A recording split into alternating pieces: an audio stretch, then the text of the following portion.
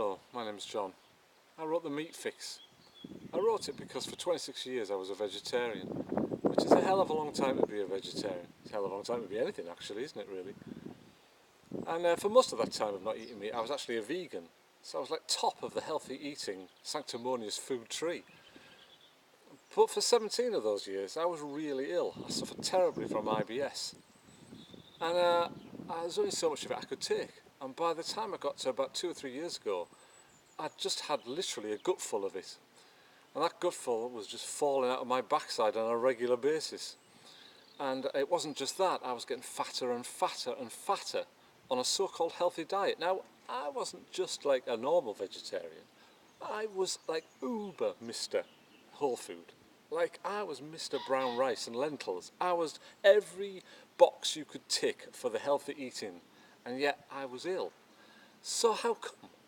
And that's why I wrote The Meat Fix, because what I did to sort it out, and I didn't know it was going to sort it out, but I was just desperate to have it sorted out, was I started eating meat again.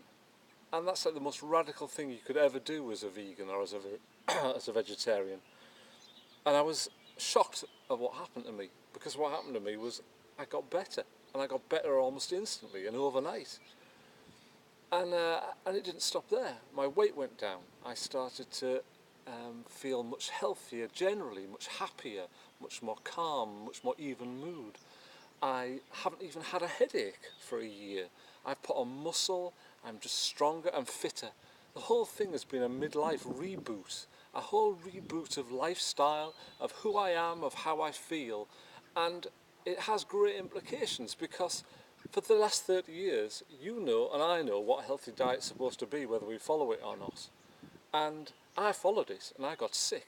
And it seems to me that a lot of people have done this. That for 30 years people have been getting fatter and getting more ill. There have been more food allergies, more intolerances, more type 2 diabetes.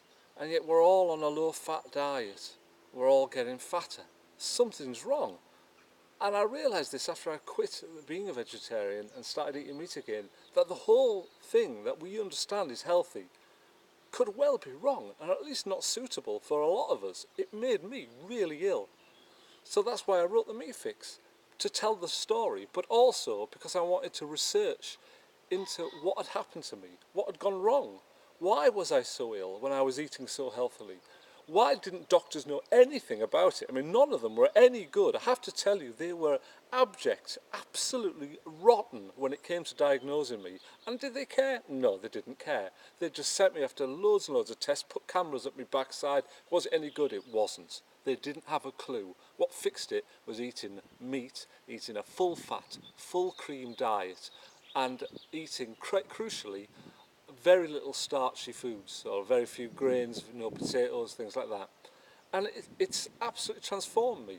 It's a kind of Paleolithic diet, I guess, but I don't want to even call it a diet, because a diet suggests that it's a temporary thing, a change from the norm, and it's not that. It's a whole other way to live. It's a more natural way to live.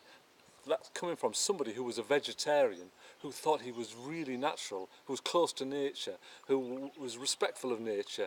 And in fact, what it turned out was that the vegetarian diet is actually, now, I see it now, as incredibly unnatural, as removing ourselves from the natural cycle of life and death. And I never realised, man. I've never realised. I can't believe that for so many years I deceived myself.